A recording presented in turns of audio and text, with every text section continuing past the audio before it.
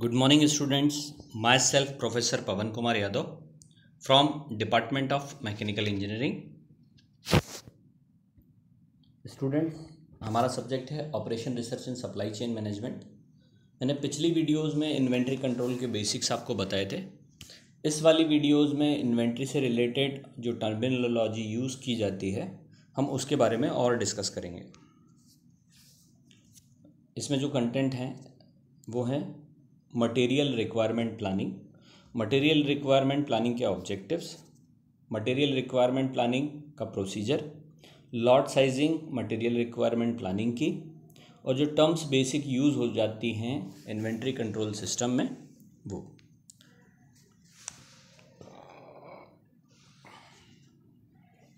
Material requirement planning MRP की जब हम बात करते हैं स्टूडेंट्स, तो मटेरियल रिक्वायरमेंट कैसे हम निकाल सकते हैं, उसके लिए हम क्या करते हैं कि एक जो बड़ा प्रोडक्ट, या फिर हम ये बोल सकते हैं कि एक कंप्लीट प्रोडक्ट जो बनता है, जैसे एग्जांपल में हम ऑटोमोबाइल में कार का एग्जांपल ले लेते हैं। तो कार में जो है टायर्स की रिक्वायरमेंट होती है, स्टीयरिंग की रिक्वायरमेंट होती है, सीट की रिक्वायरमेंट होती है, इंजन की रिक्वायरमेंट होती है, चेचिस की रिक्वायरमेंट होती है, आउटर बॉडी की रिक्वायरमेंट होती है, डोर की, ग्लासेस की रिक्वायरमेंट होती है।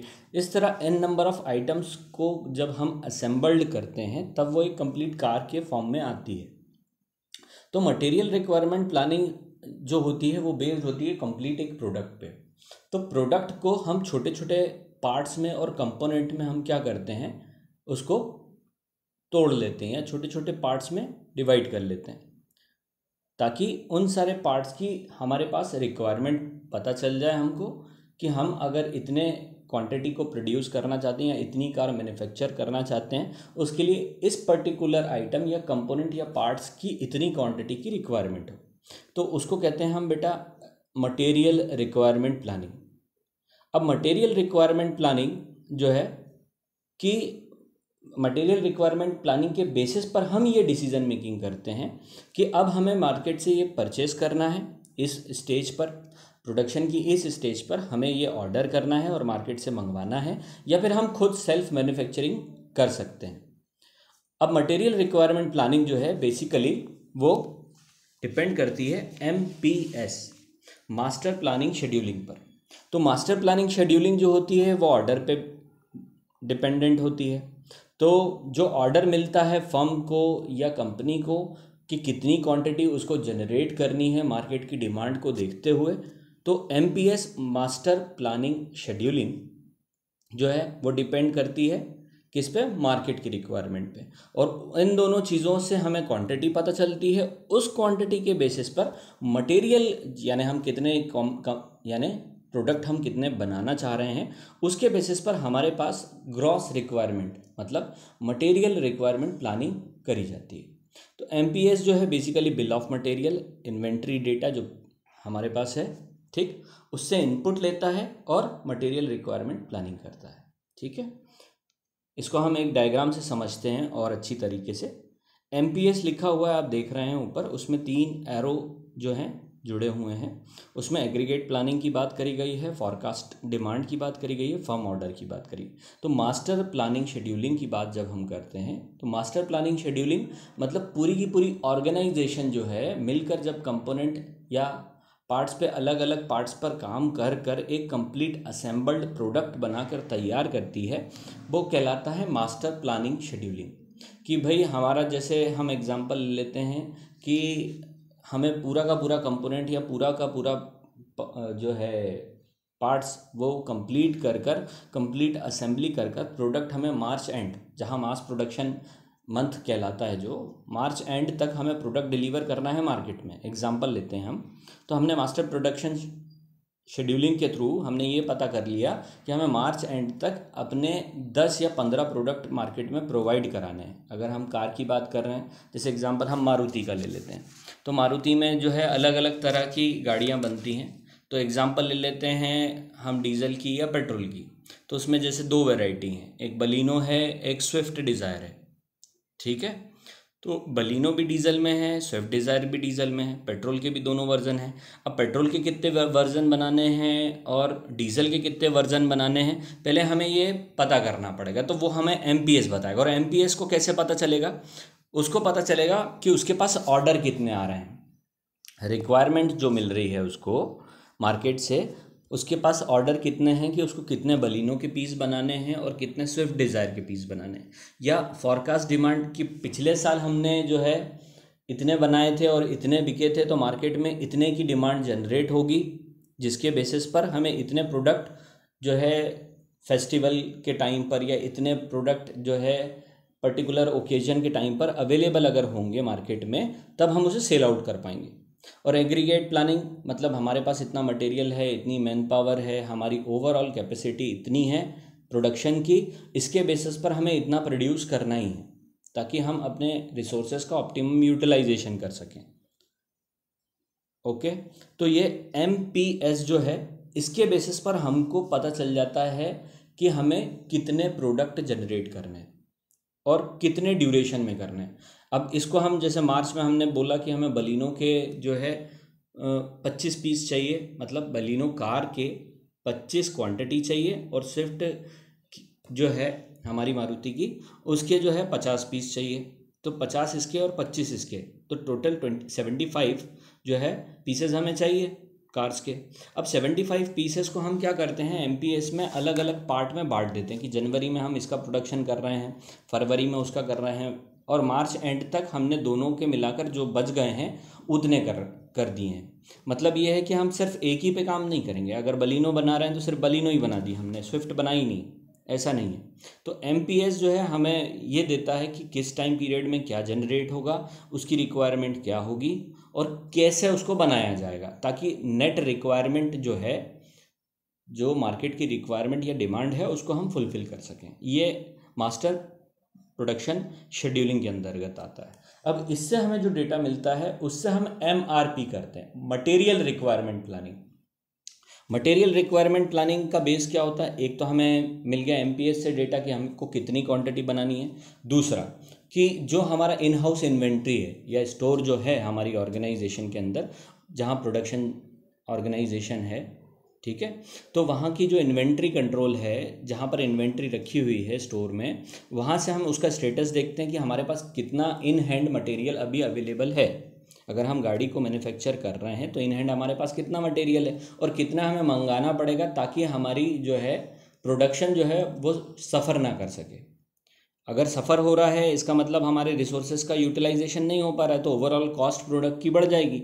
तो इन्वेंट्री का स्टेटस हमको उस समय चेक करना है। तीसरा जो है डिज़ाइन और bill of material. Design changes की बात करते हैं, जैसे हम स्विफ्ट की बात करें और बलिनो की बात करें, तो स्विफ्ट में जो है सिडान मॉडल भी आता है, हैचबैक भी मॉडल आता है। बलिनो में हैचबैक मॉडल ही आता है। तो अगर हम डिज़ाइन में स्विफ्ट के डिज़ाइन में अगर चेंज कर रहे हैं, सिडान बना रहे हैं या हैचबैक बना रहे हैं, तो अगर डिज़ाइन में चेंजेस होंगे तो मटेरियल की रिक्वायरमेंट में भी चेंज ओवर आ जाएंगे। तो डिज़ाइन चेंज ओवर से जो है मटेरियल या बिल ऑफ मटेरियल एक पर्टिकुलर कार का, कि भाई इसमें इतनी असेंबली, इतने कंपोनेंट, इतने पार्ट्स बन रहे हैं, वो भी चेंज ओवर होंगे। उसके बेसिस पर जो रिक्वायरमेंट होगी मटेरियल की, वो भी चेंज ओवर होगी। तो ये इनपुट प्रोवाइड कराते हैं मटेरियल रिक्वायरमेंट प्लानिंग को। तो मटेरियल रिक्वायरमेंट प्लानिंग की जब भी आप बात करेंगे, तो यहाँ देख रहे हैं आप 3 चीज़ें। एक तो डिज़ाइन के बेसिस पर हमको लिस्ट ऑफ मटेरियल पता चल जाएगा कि इन सारी चीज़ों को मिलाकर हम कंप्लीट प्रोडक्ट बना रहे हैं, तो हमारे पास मटेरियल की रिक्वायरमेंट वहाँ से मिल जाएगी, पहला। दूसरा, हमारे पास जो इन्वेंट्री स्टेटस है उसके बेसिस पर हमें पता चल जाएगा कि इन हैंड कितना और मंगवाना कितना है हमको मटेरियल। तीसरा, जो मार्केट में कितनी क्वांटिटी की रिक्वायरमेंट है, और उसके बेसिस पर हम जो प्रोडक्शन चलाने वाले हैं, जो शेड्यूल है हमारा, उसके हिसाब से उस पर्टिकुलर ड्यूरेशन या टाइम पीरियड के अंदर हमें किस पर्टिकुलर आइटम या कंपोनेंट की रिक्वायरमेंट है। तो इसके बेसिस पर हम मटेरियल रिक्वायरमेंट प्लानिंग करते हैं। ठीक है स्टूडेंट्स, इसके बाद हम आगे चलते हैं। अब मटेरियल रिक्वायरमेंट प्लानिंग अगर हम करते हैं तो उसका ऑब्जेक्टिव क्या है?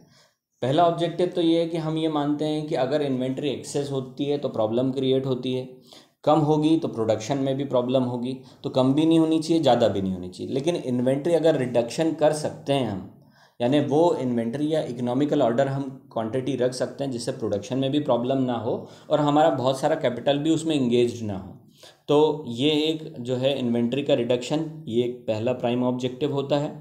जो हमने कस्टमर से जो प्रोमिसेस कर रखे हैं, जो कमिटमेंट कर रखे हैं, वो रियलिस्टिक हो पाएँ कि हम उसे टाइमली जो है प्रोडक्ट डिलीवर कर पाएँ, एफिशिएंसी को बढ़ा पाएँ, production and lead time, delivery lead time पे हम काम कर सकें। तो लीड टाइम का मतलब ये है कि जब ऑर्डर प्लेस किया वहाँ से, ठीक, फिर वो हमारे पास रिक्वायरमेंट आई और उसके बाद हमने जो उस रिक्वायरमेंट को फुलफ़िल किया, आगे हम पढ़ेंगे लीड टाइम क्या है, उस रिक्वायरमेंट को हमने फुलफ़िल किया, तो उस पर्टिकुलर ड्यूरेशन ऑफ टाइम में जब ऑर्डर प्लेस्ड हुआ और एक्चुअली ऑर्डर रिसीव किया कस्टमर ने, उसके बीच में जो टाइम पीरियड लगा हुआ है उसको हम मेंटेन कर सकें। ठीक है, आगे चलते हैं हम। प्रोसीजर, अब किस तरह से हम एमआरपी करते हैं, तो एमआरपी का प्रोसीजर जो है सीक्वेंस में यहाँ दिया है। सबसे पहले जो है एक्सप्लोजन होता है, तो पूरा एक कंप्लीट कंपोनेंट या पार्ट्स की अगर हम बात करें कि एक पर्टिकुलर प्रोडक्ट में इतने कंपोनेंट या इतने पार्ट्स लगे हैं, तो पहले उस पर्टिकुलर प्रोडक्ट को हमें अलग अलग सेग्रीगेशन में बांटना पड़ेगा। तो एक्सप्लोजन कर लेते हैं, यानी अलग अलग कंपोनेंट और पार्ट्स में उसको डिवाइड कर लेते हैं कंप्लीट प्रोडक्ट को, ये एक्सप्लोजन हो गया। फिर हम निटिंग करते हैं, ग्रॉस रिक्वायरमेंट निकाल लेते हैं उसके बेसिस पर, ऑफ सेटिंग करते हैं। उसके बाद ऑफ सेटिंग से हमें ये पता चल जाता है कि कौन सा प्रोड्यूस करना है और कब ऑर्डर करना है। कंसोलिडेशन मतलब जो हमने पार्ट्स और जो कंपोनेंट अलग अलग तोड़े हैं एक्सप्लोजन के थ्रू, जो हम मैन्युफैक्चर कर रहे हैं या ऑर्डर कर रहे हैं, तो जब एंड प्रोडक्ट बने तो उस समय उस पर्टिकुलर पीरियड ऑफ टाइम में हमारी जो है मजबूती या पकड़ हर प्रोडक्ट या कंपोनेंट या सब असेंबलीज पर होनी चाहिए कि हमारे पास जब हमें रिक्वायरमेंट है तब हमारे पास वो अवेलेबल हो। क्लियर है स्टूडेंट्स, आगे चलते हैं हम। यहाँ हमने समझा एक्सप्लोजन क्या है। Product exploded into their component, अलग अलग कंपोनेंट में एक कंप्लीट प्रोडक्ट को बांटा जाता है, जैसा कि हमने बात करी थी अभी। Requirement of component is workout, individual जो है कंपोनेंट की रिक्वायरमेंट पे हमें काम करना पड़ता है। MPS मास्टर प्रोडक्शन शेड्यूलिंग और bill of material to generate the sequence to be followed, इन दोनों के थ्रू हमें ये पता चल जाता है कि किस टाइम पीरियड में हमें रिक्वायरमेंट है उस पर्टिकुलर कंपोनेंट या पार्ट की। फिर निटिंग की बात करते हैं सेकेंड स्टेज पर। ग्रॉस रिक्वायरमेंट होती है, यानी सारे सब असेंबलीज और कंपोनेंट की ओवरऑल जो है जो रिक्वायरमेंट है वो निटिंग कहलाती है कि कितनी ऑर्डर करनी है और कितनी इन हैंड है। फिर ऑफसेटिंग की बात करते हैं। System determine when order must be release either to produce और मैन्युफैक्चर, मतलब वो पूरा सिस्टम जो MPS का बना हुआ है, जिससे हमें ये पता है कि हम फरवरी में हम बलिनो बनाने वाले हैं या फिर हम सेडान बनाने वाले हैं स्विफ्ट की, तो स्विफ्ट की सेडान बनाने वाले हैं और बलिनो का मटेरियल हम मंगा लेते हैं, तो वो फिर अननेसेसरली हमने क्या किया, पैसे को इंगेज कर लिया। मैं एग्जांपल आपको मारुति का इसलिए दे रहा हूँ स्टूडेंट्स, क्योंकि मारुति का कंसेप्ट ये है कि उतना ही मटेरियल मंगाया जाता है मारुति में कि इन से लेके आउट तक जब प्रोडक्ट बन के तैयार हो तब दूसरा मटेरियल वहाँ पर ऑर्डर होकर रिसीव्ड हो जाए, जब जो है सप्लाईज रिसीव्ड हो जाए, जब नया कंपोनेंट या नया प्रोडक्ट बनाने की शुरुआत हो, तो वो लोग कम से कम इन्वेंट्री को होल्ड करते हैं या रखते हैं। वो उतना ही मटेरियल बनाते हैं जब तक एक कंप्लीट प्रोडक्ट कंप्लीट बनकर तैयार हो जाए और एंड निकल जाए, और जब वो निकलेगा तब एट दैट टाइम जो है रिप्लेनिश हो जाती है, यानी फिर से नई इन्वेंट्री आ जाती है उनको स्टार्टिंग एंड पे, यानी स्टार्टिंग पॉइंट पर नई इन्वेंट्री तब आती है जब यहाँ से प्रोडक्ट निकल के बाहर जाता है। तो उस ड्यूरेशन के अंदर वो पूरी की पूरी चीज़ें मेंटेन कर रखते हैं ताकि उन कम से कम इन्वेस्टमेंट में वो ज़्यादा से ज़्यादा मैन्युफैक्चरिंग कर सकें। लीड टाइम पर डिपेंड करता है। फिर नेक्स्ट है consolidation. Next step is to consolidate the requirement of the particular item for all the end product in which it is used, यानी एंड प्रोडक्ट में जो जितनी भी रिक्वायरमेंट है उनको हम मजबूती से पकड़ कर रखते हैं कि भाई ये सारी रिक्वायरमेंट फुलफिल हो ताकि टाइमली हम डिलीवर कर सकें अपना प्रोडक्ट। लॉट साइजिंग इन MRP सिस्टम नेक्स्ट टॉपिक है। लॉट की जब हम बात करते हैं स्टूडेंट्स, तो हम बात कर रहे हैं बैच की, एक सर्टेन क्वांटिटी की, तो एक सर्टेन क्वांटिटी एक बैच कहलाता है। जैसे हमने अभी एग्जांपल बलिनो और स्विफ्ट का लिया था कि 25 हमें बलिनो बनानी है और 50 हमें स्विफ्ट बनानी है, तो 25 की क्वांटिटी वो एक पूरा बैच या एक पूरा लॉट हो गया जो हमें प्रोड्यूस करना है, या 50 की वो क्वांटिटी। अब 50 की क्वांटिटी हमने बोली स्विफ्ट की, तो अब उसमें सीडान कितनी है 25 और हैचबैक कितनी है 25, या पूरी की पूरी हैचबैक 50 है या पूरी की पूरी सीडान 50 है ना। तो जब हम उस पर्टिकुलर प्रोडक्ट की एक सर्टेन अमाउंट ऑफ क्वांटिटी बनाते हैं तो उसको हम कहते हैं बैच। ठीक है students. Manufacturing involves setup cost while ordering involves ordering cost. अब यहाँ पर हम इन्वेंट्री की बात कर रहे हैं तो दो कॉस्ट जो है उसमें इनकर्ड होते हैं। एक ऑर्डर जब हम प्लेस करते हैं तो उसमें जो पैसा लग रहा है ऑर्डर प्लेस करने में, तो वो कहलाता है ऑर्डरिंग कॉस्ट, और दूसरा कहलाता है कैरिंग कॉस्ट। कैरिंग कॉस्ट मतलब उसको रख रखाव करने में जो पैसा लग रहा है वो पैसा। ठीक है, तो कैरिंग और ऑर्डरिंग ये दोनों के दोनों कॉस्ट जो है इन्वॉल्व रहते हैं। और साथ ही साथ हम सेटअप कॉस्ट की भी बात करते हैं जो कि इन्वॉल्व होता है मैन्युफैक्चरिंग में, मतलब हमने प्लांट का, मशीन्स का जो इंस्टॉलेशन करा है उसका कॉस्ट भी उसके साथ जुड़ा हुआ है। ठीक है। लॉट साइज में result inventory which involves carrying cost for purchased part. तो यहाँ पर हमने लॉट की बात इसलिए करी क्योंकि ये तीन चीज़ें ही इन्वॉल्व हो रही हैं। मैन्युफैक्चरिंग की बात कर रहे हैं और इन्वेंट्री मैनेजमेंट की बात कर रहे हैं, तो सेटअप, ऑर्डरिंग और कैरिंग। जहाँ ऑर्डरिंग और कैरिंग इक्वल हो गई वो हो गया EOQ, इकोनॉमिकल ऑर्डर, जिसमें ऑर्डर भी अगर जैसे एग्जांपल लेते हैं हम ऑर्डरिंग और कैरिंग को और अच्छे से समझते हैं और सेटअप को और अच्छे से समझते हैं।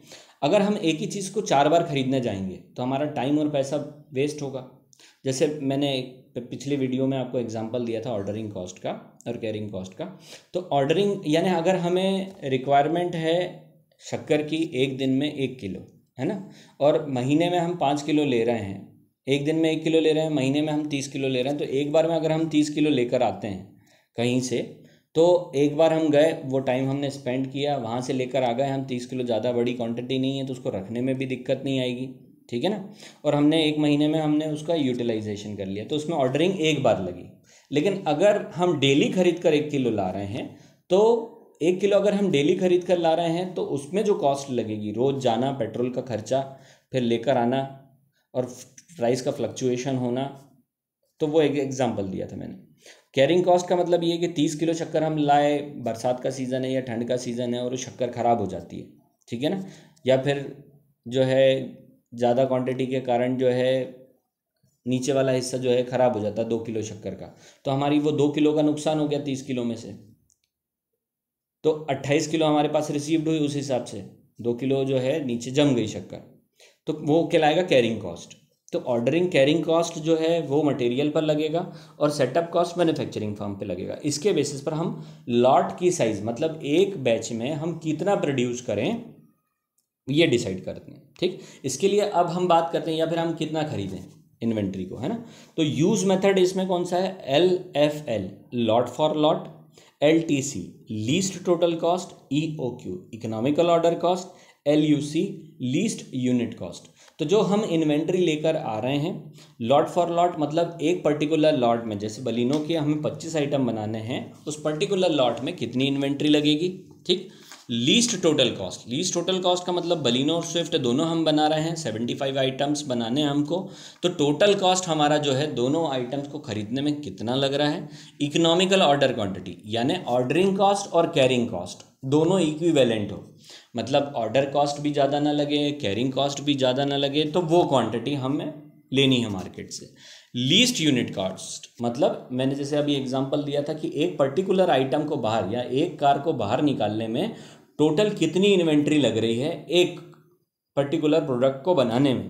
ठीक, तो लीस्ट यूनिट कॉस्ट, एक को बनाने में हमें इतना लग रहा है, तो जब नंबर्स बढ़ाएंगे तो कितनी लगेगी, मिनिमम कितनी लगेगी। ठीक है, तो इस तरह लॉट साइजिंग जो है MRP में किस तरह से की जाती है, उसके मेथड्स क्या हैं, ये इसमें बताया गया है। ठीक है स्टूडेंट्स, आगे चलते हैं हम। Terms used in inventory control system, ये टर्म्स हैं लीड टाइम जो मैंने अभी अब पीछे आपको बताया था, safety stock, carrying cost, service level और रीऑर्डर क्वांटिटी। सबसे पहले बात करेंगे हम लीड टाइम की। लीड टाइम में स्टूडेंट्स दो चीज़ें आती हैं, एक रिक्वाइजेशन टाइम आता है, दूसरा आता है प्रोक्योरमेंट टाइम। अब लीड टाइम होता क्या है पहले हम ये समझ लेते हैं। लीड टाइम का मतलब ये है कि जैसे हमने ऑर्डर प्लेस किया, इंडस्ट्री की जब हम बात करते हैं और जब नॉर्मल जो हम परचेसिंग करते हैं उसकी बात करते हैं, जैसे एग्जांपल लेते हैं कि अगर हमें जो है छोटा सा कोई आइटम लेना है तो हम जाते हैं शॉप पर और जाकर ख़रीदते हैं। तो जब हमने सोचा कि हमको ये इस आइटम की रिक्वायरमेंट है तो हमें वहाँ से शॉप तक जाना पड़ेगा। शॉप तक गए, वो टाइम लगा हमारे पास, फिर हमने शॉप पे जाकर उसको बोला कि भाई हमें ये पर्टिकुलर आइटम चाहिए। फिर वहाँ पर जो प्रोवाइड कर रहा है सर्विस, यानी जिसकी वो दुकान है, वो पहले उस चीज़ को ढूंढेगा।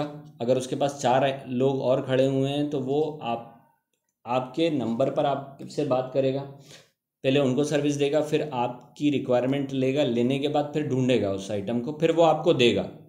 फिर आपके हाथ में जब वो आइटम एक्चुअली में रिसीव्ड हो गया, आपके एक्स वर्क्स पर जब वो आइटम एक्चुअली रिसीव्ड हो गया और आप उसका यूटिलाइजेशन करने लग गए अपने काम के लिए, तो इस पर्टिकुलर प्रोसेस के अंदर जब आपने रिक्वायरमेंट बनाई, वेंडर के पास वो रिक्वायरमेंट गई या सप्लायर के पास वो रिक्वायरमेंट गई, सप्लायर ने उस मटेरियल को पहले सॉर्ट किया, निकालने के बाद वापस वो आपको जो है वो मटेरियल प्रोवाइड कराएगा। इस पर्टिकुलर ड्यूरेशन ऑफ टाइम में जो टाइम लगता है ऑर्डर प्लेस करने पे और रिसीव करने में, इन दोनों के बीच में जो टाइम लगता है उसको हम कहते हैं लीड टाइम। क्लियर है स्टूडेंट्स? इसमें 2 टाइम है, रिक्वाइजेशन टाइम और प्रोक्योरमेंट टाइम। रिक्वाइजेशन टाइम की बात करते हैं तो परचेस ऑर्डर के बेसिस पर इंडस्ट्रियल बाइंग होती है कि भाई किस वेंडर से किस रेट पे कितनी क्वांटिटी किस मटेरियल की स्पेसिफिकेशन की लेनी है हमको। तो पहले वो अप्रूव्ड होती है कि भाई हमें इसकी रिक्वायरमेंट है इस क्वांटिटी की, तो हम परचेज ऑर्डर बनाते हैं। तो ये रिक्वाइजेशन टाइम कहलाता है, बनाना उसको, ठीक, और उसको देना। अब प्रोक्योरमेंट टाइम की बात करते हैं। इसके अंदर क्या होता है? Time taken to deliver purchase order to the seller. पहले सेलर को परचेज ऑर्डर देना, यानी वेंडर जिससे हम सामान खरीद रहे हैं उस तक वो पहुंचना कि हमें चाहिए क्या। दूसरे नंबर पर time for the seller to prepare inventory to dispatch. फिर जो उसके पास ऑर्डर रिसीव्ड हुआ है उसके बेसिस पर वो इन्वेंट्री को कलेक्ट करेगा, कलेक्ट करने के लिए के बाद उसको डिस्पैच करने के लिए छोड़ेगा। Dispatch from supplier to customer, customer तक डिस्पैच कर दी उसने इन्वेंट्री। एग्जांपल ले लेते हैं कि इंडस्ट्रीज़ में जो है कॉपर्स का, स्टील का इस्तेमाल किया जाता है ना। मतलब मान लिया हमने एग्जांपल कि हम बस डक्ट बना रहे हैं, BHEL का एग्जांपल लेते हैं, बस डक्ट बना रहे हैं, उसमें हमने हिंडाल्को से हमने स्टील मंगाया, स्टील की जो है शीट्स मंगाई, स्टील शीट्स 10 mm की है और हमने मंगाई। तो हिंडाल्को से हम BHEL में, यानी हिंडाल्को हो गया वेंडर, BHEL हो गया जिसको मटेरियल चाहिए, ठीक है ना। तो BHEL ने सबसे पहले परचेज ऑर्डर बनाया, हिंडाल्को को दिया। परचेज ऑर्डर बनाने में जो समय लगा, यानी शॉप में रिक्वायरमेंट को देखते हुए MRP कर उसने रिक्वायरमेंट बनाई, रिक्वायरमेंट बनाने के बाद फिर उसने अप्रूव कराया, अप्रूव कराने के बाद उसने भेजा। तो वो टाइम पहला भेजने वाला। दूसरा, जब हिंडाल्को ने वो जो है परचेज ऑर्डर रिसीव करा, रिसीव करने के बाद उसने बताया कि भैया इस ग्रेड का स्टील है हमारे पास, इस ग्रेड का स्टील हमारे पास अवेलेबल है, इतनी क्वांटिटी में, इतनी क्वांटिटी में नहीं है। उसने टर्म्स और कंडीशन देखी, उसने पढ़ा, कॉन्ट्रैक्ट का रिव्यू करा, सब कुछ करने के बाद फिर उसने इन्वेंट्री को, जो उसके पास इन्वेंट्री अवेलेबल थी और बाकी दूसरे से अगर उसके पास नहीं है तो दूसरे से अरेंज कर उसने जो है कंप्लीट करी वो पूरी की पूरी बैच को या उस पर्टिकुलर इन्वेंट्री को, और फिर उसके बाद डिस्पैच के लिए रख दिया। फिर डिस्पैच करते समय कंपनी से बात करी BHEL में कि हमने ये डिस्पैच इतनी तारीख को कर दिया है, आपको इतने तारीख को रिसीव होगा। तो हिंडाल्को अगर दूसरी जगह पर है, BHEL दूसरी जगह पे है, तो वहाँ से यहाँ तक आने में समय लगेगा उस प्रोडक्ट को। तो वो पर्टिकुलर टाइम जब उसने रिसीव करा, तो जब उसने परचेज ऑर्डर बनाया और जब उसने पर्टिकुलरली उस आइटम को रिसीव करा, तो ये है लीड टाइम। क्लियर है स्टूडेंट्स आप लोगों को? प्रोक्योरमेंट टाइम क्लियर है, रिक्वाइजेशन टाइम क्लियर है, ठीक है। सेफ्टी स्टॉक की बात करते हैं। सेफ्टी स्टॉक का मतलब ये होता है कि हम एग्जैक्टली जब हमारे पास लीड टाइम है तो हमको ये पता है कि समय लगेगा, आज हमने ऑर्डर किया तो आज ही हमारे पास इन्वेंट्री नहीं आ जाएगी। तो उसके लिए समय लगेगा। अगर समय लग रहा है और हमारी मैन्युफैक्चरिंग में हमारी इन्वेंट्री जो है ज़ीरो लेवल पे पहुंच गई, तो उस समय फिर हम क्या करेंगे, मैन्युफैक्चरिंग को हमको रोकना पड़ेगा। मैन्युफैक्चरिंग को हम रोक नहीं सकते, नहीं तो हमारे रिसोर्सेज जो हैं उनका यूटिलाइजेशन हम नहीं कर पा रहे ढंग से, ठीक है ना। तो इसलिए हमें क्या करना पड़ेगा, एक्स्ट्रा अमाउंट ऑफ मटेरियल रखना पड़ेगा उस लीड टाइम को देखते हुए। तो वो कहलाता है हमारा सेफ्टी स्टॉक, ठीक है। तो सेफ्टी स्टॉक का बेसिस क्या होता है कि हमने सबसे पहले ये देख लिया, फॉरकास्ट कर लिया, वो हो सकता है इनकरेक्ट हो, यानी हमने ये सोचा कि भाई हम अगर लीड टाइम के बेसिस पर इतने ड्यूरेशन के बाद हमारे पास मटेरियल रिसीव हो जाता है, तो आज तक हमने इस ड्यूरेशन तक हमने मटेरियल दिया है और इतने में रिसीव हुआ है, तो उसके बेसिस पर हमने जो है उतना अमाउंट ऑफ जो है इन्वेंट्री अपने पास रखा, ठीक है।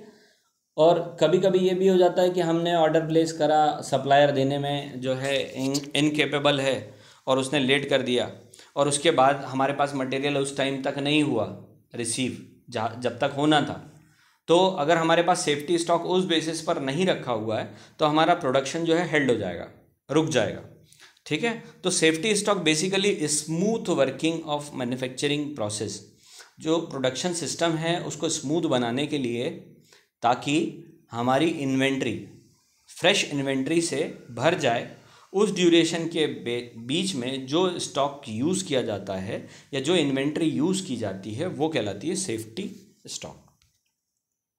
अब बात करते हैं कैरिंग कॉस्ट की। स्टूडेंट्स, कैरिंग कॉस्ट की जब भी हम बात करते हैं तो हम बात करते हैं होल्डिंग कॉस्ट की, मतलब हम इन्वेंट्री को कैरी कर रहे हैं, रख रहे हैं या होल्ड कर रहे हैं अपने पास, तो वो कहलाता है कैरिंग कॉस्ट। अब कैरिंग कॉस्ट के अंदर कौन कौन से कॉस्ट जुड़े हुए हैं हम उसकी बात करते हैं। इसमें सबसे पहले स्टोरेज कॉस्ट, अगर हमने किसी वेयर हाउस को लिया है और वहाँ सामान रखा है या स्टोर रखा हुआ है हमने, तो वहाँ पर हमें बुक कीपिंग करनी पड़ेगी, सैलरीड पर्सन रखना पड़ेगा, लाइट और मेंटेनेंस का काम करना पड़ेगा, तो साफ़ सफाई करनी पड़ेगी। तो स्टोरेज का भी ये कॉस्ट है। इन सारी चीज़ों से जो पैसा लग रहा है उस इन्वेंट्री को रखने में, वो कहलाएगा storage cost. Cost of obsolescence, पुराना हो गया सामान। कॉस्ट ऑफ डिटोरिएशन, ख़राब हो गया सामान। कॉस्ट ऑफ इंश्योरेंस, मतलब कुछ जो है इंडस्ट्रियल सप्लाईज जैसे डीजल की बात कर लें, पेट्रोल की बात कर लें, अगर हम उनको रखते हैं तो उसका हमें इंश्योरेंस भी करना पड़ेगा, ठीक। तो इंश्योरेंस का कॉस्ट लगेगा। कॉस्ट ऑफ पिल्फरेज, चोरी हो गया मटेरियल, ठीक है ना, या सेफ्टी के लिए हमने सिक्योरिटी गार्ड को रख रखा है, उसका पैसा लगेगा हमको। कॉस्ट ऑफ कैपिटल, मतलब हमने लोन ले रखा है। ऑर्गेनाइजेशन, जो बड़ी ऑर्गेनाइजेशंस होती हैं वो लोन लेकर ही चलाती हैं। जैसे हम बात कर लेते हैं हम धीरू भाई अंबानी की या टाटा, रतन टाटा की, तो ये बैंकों से लोन लेते हैं, लोन लेकर पूरी मैन्युफैक्चरिंग ऑर्गेनाइजेशन चलाते हैं।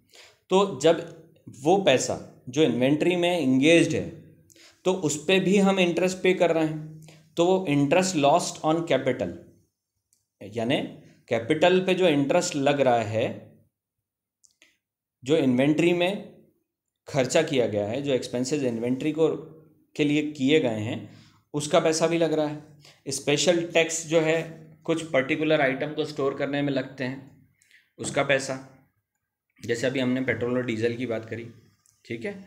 इंश्योरेंस में तो लगेगा ही।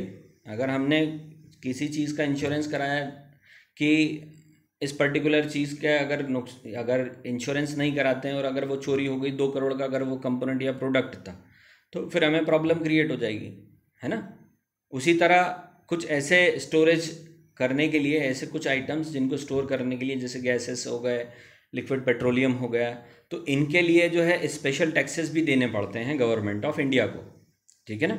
तो ये सारे के सारे जुड़ते हैं कैरिंग कॉस्ट के अंदर, ठीक है स्टूडेंट्स। आगे चलते हैं हम।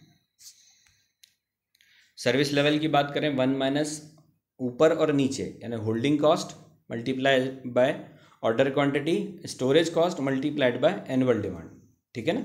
तो इसके बेसिस पर हम सर्विस लेवल निकाल सकते हैं। फिर रीऑर्डर क्वांटिटी, फिर से हमें ऑर्डर कब प्लेस करना है ये उसकी बात करें, तो ऑर्डर हम प्लेस कैसे करते हैं। जैसे अभी तक हमने इतना इन्वेंट्री पढ़ लिया है, क्लियर है हमको सब कुछ, कि अगर जो है स्टोर में जो मटेरियल है वो 0 लेवल पे पहुंच जाए तब हम इन्वेंट्री ले लें, या हमारे पास कंजम्पशन रेट है तो हम पता कर लें, ईयरली कंजम्पशन से हम पता कर सकते हैं।